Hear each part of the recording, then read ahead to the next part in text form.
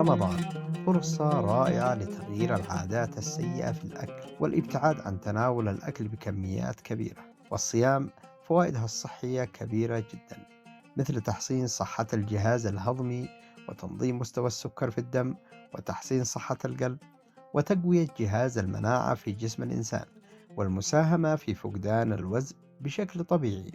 ويجب علينا أن نحرص على تناول الطعام بشكل معتدل ومتوازن خلال شهر رمضان، وشرب كميات كافية من الماء بين الإفطار والسحور، وتناول الأطعمة الغنية بالألياف مثل الفواكه والخضروات. وبالنسبة للمرضى السكري أو الناس الذي يتعبهم الصيام ويحصل عندهم مضاعفات، يجب عليهم استشارة الطبيب المختص لتحديد نوع التغذية المناسبة لهم خلال شهر رمضان.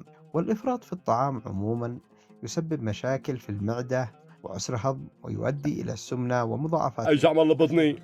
بطني قد رمضان قطع فرصة فحمي. للتغيير ثلث الإيجابي لطعامك فلنستغلها وثلث لتحسين لمائك الجسد وثلث والنفسية. لنفسك، كما في الحديث تحديد نوع الشريف. التغذية مش كله إلا المناسبة لهم السمبوسة. خلال شهر رمضان. تسلية متعة بلا حدود.